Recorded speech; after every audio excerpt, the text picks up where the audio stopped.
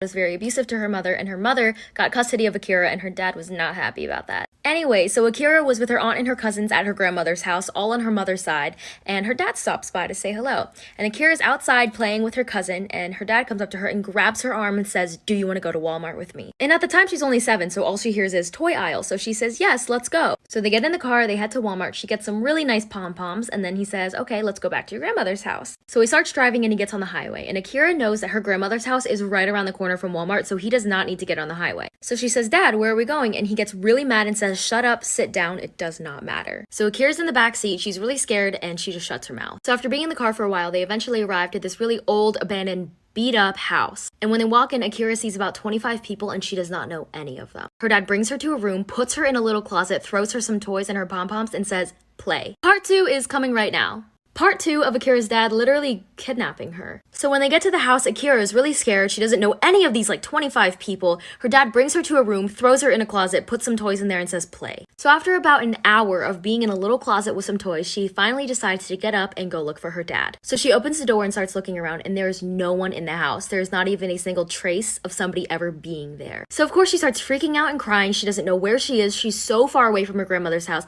and she doesn't have a phone. And so eventually, after 3 hours, she hears somebody. She looks up and her dad is standing there, and he says, "Come on, let's go, the cops are outside." So basically, Akira's aunt called the cops and they had a search warrant for him. They ended up finding her dad and they said to him, "If you don't take us to her, you will go to jail." And obviously, from what I just said, he finally took them to her at this random old abandoned house and they found her. And they ended up putting him in jail anyways, because why not? 2 years in jail and 1 year on probation. Don't